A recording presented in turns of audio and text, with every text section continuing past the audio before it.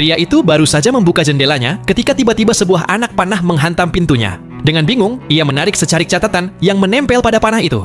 Isinya berbunyi, "Jika kau menembakkan pistol dalam keranjang itu ke langit, aku akan membayar uang sewa rumahmu selama setahun penuh."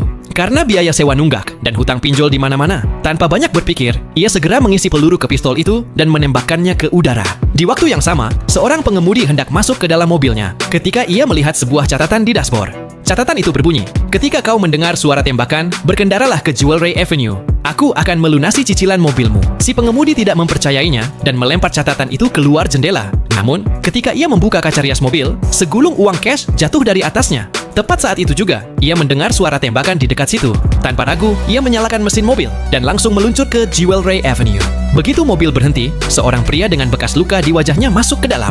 Ia berkata kepada pengemudi agar tetap diam dan tidak melakukan apapun. Ia lalu mengambil sebuah surat aneh dari dalam mobil dan memberikannya kepada pemilik toko perhiasan.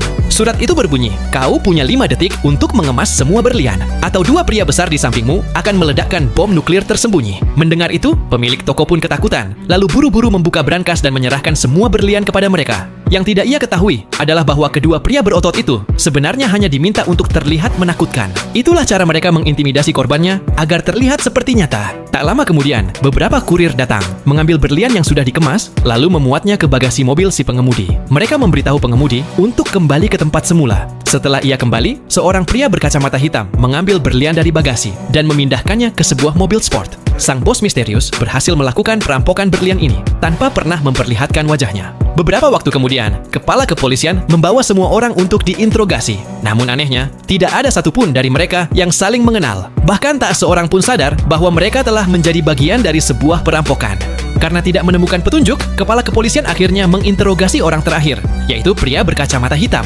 Ia hanya berkata, "Aku tidak melihat apa-apa." Kepala polisi membentak, "Apa kau buta atau bagaimana?" Ternyata, pria itu memang buta, dan tugas pria itu hanyalah membawa sebuah tas dan berjalan 5 langkah ke depan. Setelah ia melakukannya, ia akan menerima imbalannya. Nah, bagi kalian yang penasaran siapa pelaku sebenarnya, kalian bisa saksikan film India ini dengan judul Saaho 2019.